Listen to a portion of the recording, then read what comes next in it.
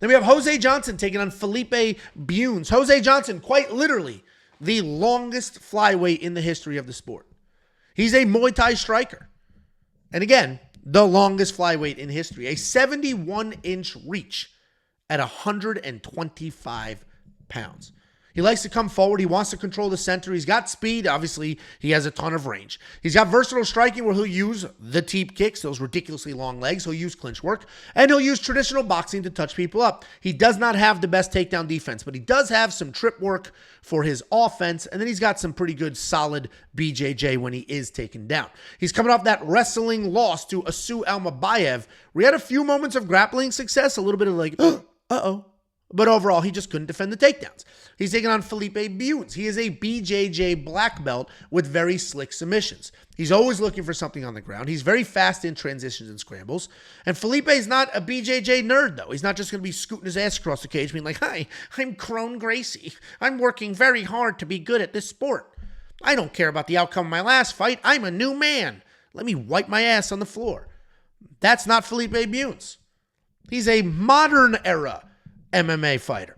He can grapple and strike. He could also shoot takedowns. Felipe Bunes, a pretty well-rounded guy. He loves throwing straights or overhands and then transitioning to shots. If you take him down, you will be defending submission attempt after submission attempt. He is coming off that loss to Josh Van in his UFC debut where he had a pair of takedowns before he ultimately got cracked and smacked around in the second. Jose Johnson is long. He is scary, but he cannot defend a takedown. Time and time again, he gets taken down, threatens some submissions, and then loses the fight. Felipe is too good of a grappler to get caught in a triangle choke in 2025. I see him coming forward, just sloppily bombing overhands, getting takedowns, defending the nonsense on the ground, and winning this fight. Felipe Bunes is going to be the pick, and I threw a nice little bet on him at plus 175. This was a fight where, again, if you watch this show, you know the process. First thing I do is the graphics. First of all, nicest graphics in this space. They will never be beaten. Nobody comes close. 90% of these bums are using Tapology.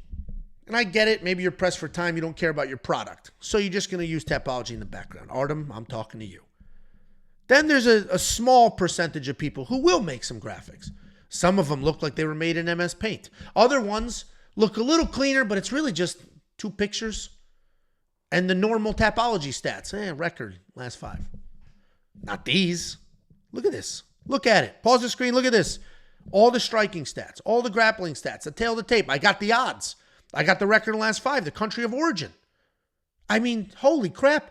And come fight week, you get a whole nother graph. You get 2 graphics. You get a whole nother one with the opening odds, the current odds, the bet openly odds, the DraftKings number. I mean, Jesus. Anyway, back to the process. First is I do the graphics. I do the graphics before I do anything else because part of that process of typing all of this up, things will jump off the page. There's times where I'm like, holy shit, I didn't realize this guy was that old. Or like, oh my God, am I reading this correctly? This guy's striking defense is that bad?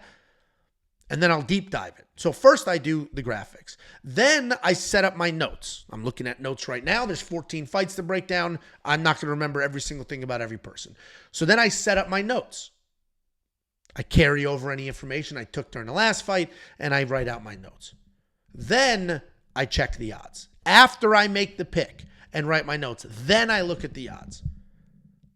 And then I place my bets. And sometimes they're not surprising, and sometimes they are. I was shocked Felipe Bunes was a plus 175 dog. I expected him to be an underdog, but I thought we were talking 125.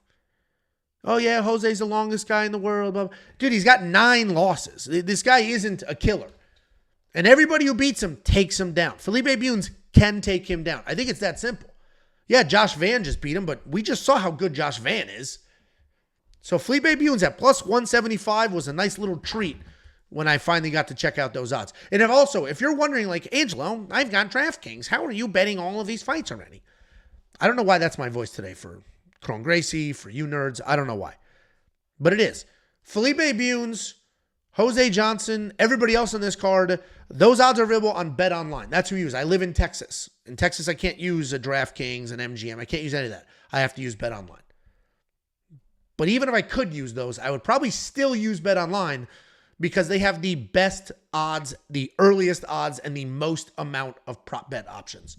So we're a few weeks removed from this fight, and we already have all the odds on this card.